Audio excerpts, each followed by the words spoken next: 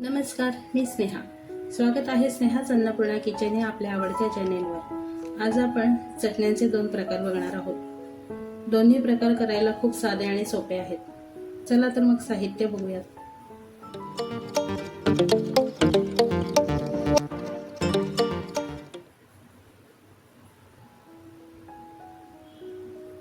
मी इथे 1 वाटी शेंगदाणे घेतलेत, 10 ते 12 बेडगी मिरची, 4 पांडी मिरची, 12 लसूण पाकळ्या घेतल्यात, हळद घेतली आहे थोडीशी, मीठ चवीनुसार. इथे तुम्ही रंगासाठी काश्मीरी मिरची ऍड करू शकता. प्रथम शेंगदाणे भाजून घेऊयात.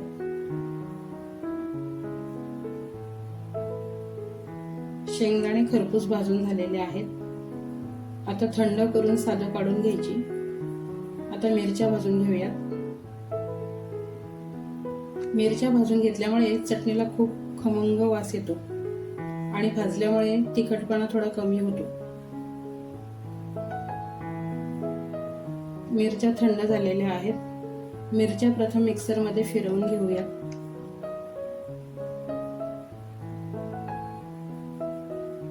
हे बघा, अशी बारीक पावडर करायची. आता शेंगदाणे घ्यायचे. शेंगदाणे आपण पल्स मोडवर फिरवून घ्यायचे. आता लसूण घ्यायचं.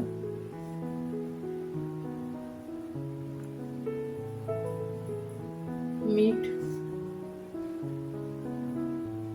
हळद हे थोडं फिरवून घ्यायचं. नंतर त्यामध्ये आपण क्रश केलेले शेंगदाणे आणि बारीक केलेली मिरची पावडर घालून पुन्हा थोडं मिक्सरला फिरवायचं. हे बघा, आपली शेंगदाण्याची चटणी तयार झाली. आता आपण खुरसणीची चटणी कशी करायची ते बघूया. मी इथे अर्धी वाटी खुरसणी घेतली, 10 ते 12 बेडगी मिरची घेतली, 4 पांडी मिरची घेतली, 12 लसूण पाकळ्या, 2 चमचे खोवलेलं खोबरं, अर्धा चमचा हळद, मीठ चवीनुसार. इथे तुम्ही कलरसाठी काश्मीरी मिरची ऍड करू शकता. खुरसणी भाजून घेऊयात. खूप छान चटणी तयार होते ही. जास्त क्वांटिटीमध्ये बनवल्यावर खोबऱ्याचा खवट वास येऊ शकतो, त्यामुळे आमच्याकडे ही चटणी बनवताना खोबरं घालत नाही. खुरसणी तडतडायला लागली. आता काढून घेऊयात.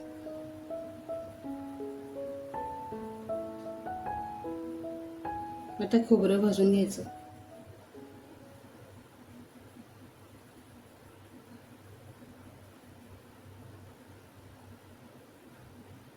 आता मिरच्या भाजून घेऊयात.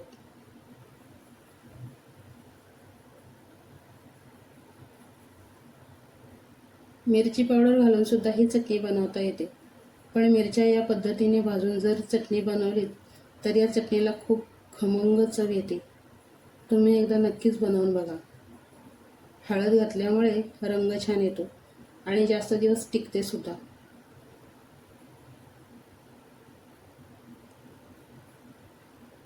मिरची थंड झाली. आता वाटून घेऊया. हे बघा, अशी मिरची पावडर आपण बनवली आहे. आता यामध्ये आपण खुरसणी, लसूण,